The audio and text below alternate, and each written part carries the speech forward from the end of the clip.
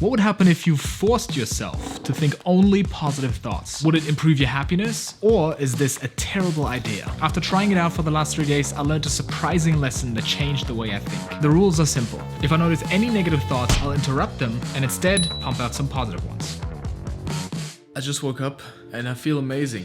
But today is going to be an incredible day. I'll take decisive action, get so much done, and I'll start with meditating. I think this is going to be more challenging than I thought. Because the interesting part is noticing when you have a negative thought and coming up with a positive one. But I definitely feel better than I usually do.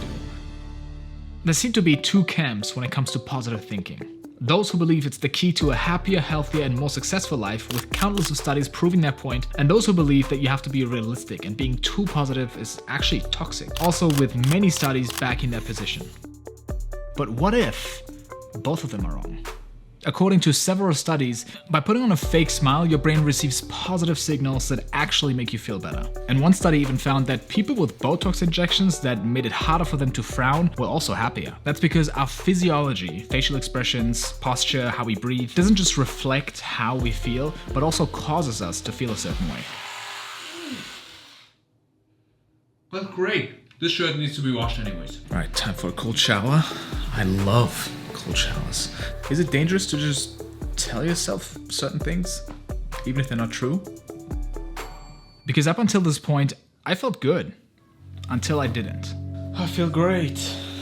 I feel great. I feel great. I don't know what it is, but for some reason I've been in an emotional... It's weird. I'm trying to be positive. I'm trying to feel good. I'm trying to feel pumped and empowered. And I'm going to decide that today is going to be a great day. But it seemed like the more I tried, the worse it got. It's quite challenging to just force positive thoughts right now. I don't know. It just feels like there's internal stress. Like whenever I try to hype myself up and just think positive, it just pulls me back down more. So being positive all the time might actually be a bad idea when it actually makes you feel worse. This study, for example, published in 2009, showed that people with low self-esteem, if they told themselves, I'm a lovable person, it actually made it worse, because if you don't believe the positive thoughts that you tell yourself, it just makes it worse because it confirms it's not true, and now I'm even trying hard and it's so silly. And I also know that emotions want to be heard and acknowledged, and if you suppress them or you ignore them, they just bubble up even more, because they're there for a reason. It seems like an important key is congruence. Our inside world, the emotions that we feel, has to be acknowledged in the outside world. It's the same feeling that you get when you're at a party and you have some social anxiety and then someone asks you, how are you? And you're like, great. And meanwhile, you feel like punching a hole in the wall. That's incongruence. And a lot of the things that I told myself just didn't make sense logically, and deep down I knew they weren't true. I'll be honest, I went into this thinking like this whole toxic positivity thing is just from people who are pessimists, but I'm feeling it. I'm feeling it. It's day 2, I'm feeling good, and today I want to take a bit of a different approach. And this is where reframing comes in. It's basically a way to challenge the thoughts that we have around certain events, experiences, emotions, but it's completely rational and based in reality. For example, this morning I woke up feeling a bit depressed and even a little hopeless. You know, when you wake up and you just, why are we still here? Just to suffer. And instead of just lying to myself and telling myself, I feel great, I just said, I don't feel good, that's fine. I know I can feel better later, and I can still have a really amazing day. 100% based in reality, believable to me, and also optimistic. This way, no matter how I felt or what I thought, I could spin it into an optimistic frame without feeling like I'm faking it. I haven't worked out in a while, so I probably will be a bit weaker, but that's actually awesome because now I can see more improvement again. I can get back to where I was. Do some heavy squats. I would stop every so often to check in with myself to notice any negative attitudes, to see what thoughts are causing them. And sometimes I had to get really creative to come up with an empowering response. I don't like doing emails, but I know I'll feel so free afterwards because it's finally off my plate. So maybe I could even be excited about that. Yeah, why not? Yeah. And technically, you can put a positive frame on everything. And this is where the camp of realists would pick up their pitchforks and be like, hey, wait a second, stop. Sometimes things are just bad. You can't just put a positive spin on everything. You gotta face reality. Face reality. How would you face reality in this scenario? At 6 p.m. on December 10th, 1914, and a massive explosion erupts in West Orange, New Jersey. 10 factory buildings catch fire, and you, Thomas Edison, legendary inventor, watch as your work is destroyed by the flames. Did he face reality?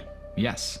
The reality is, the buildings burned down, $23 million in damage occurred, the flames consuming years of priceless records and prototypes. You're 67 years old, and these are all facts that can't be argued with. Nobody would blame you if you said, it's over for me. And some might even call that facing reality. But that's not reality. That's just an interpretation of the facts. Here's how Thomas Edison faced reality.